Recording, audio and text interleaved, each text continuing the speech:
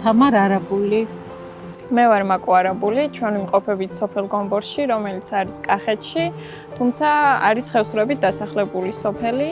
ჩვენც ვართ ხევსურები და აქ ვაგრძელებთ ხევსურულ ტრადიციას.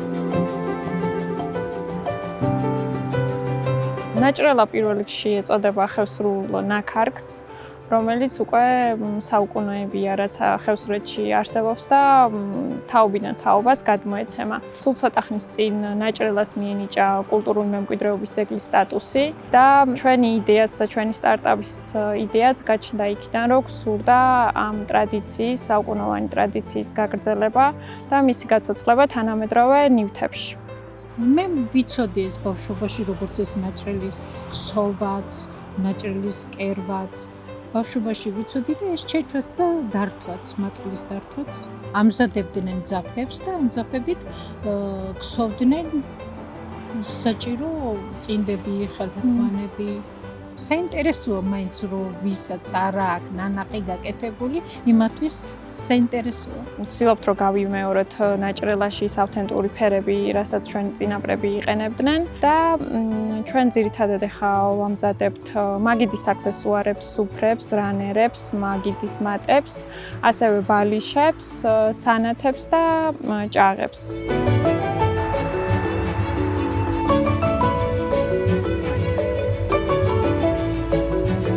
ყველა ორნამენტს აქვს თავისი სახელი და ეს ორნამენტები სადაც იქმნებოდა, რომელ სოფელშიც იქმნებოდა, ქვია იმ სოფლის სახელი. არსებობს 30-მდე სახეობის ორნამენტი, მხოლოდ ჯვრის. ამით იმის თქმა მინდა, რომ არის ძალიან მრავალფეროვანი, აქვს თავისი წესები თითოეული ორნამენტის მოქარგვას. მოითხოვს ძალიან დიდ სიზუსტეს, შრომას და ფერთა შეხამებას.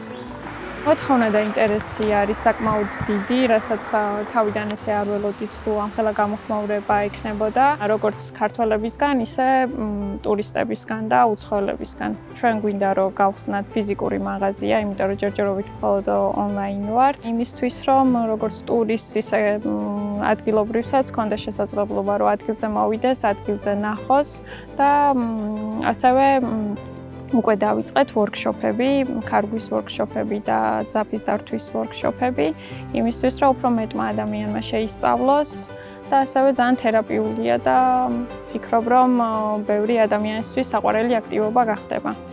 რაც ჩვენ უკვე იურიდიულად დავრეგისტრირდით, მალევე გავხდით სავაჭრო-სამეწყვილო პალატის წევრები.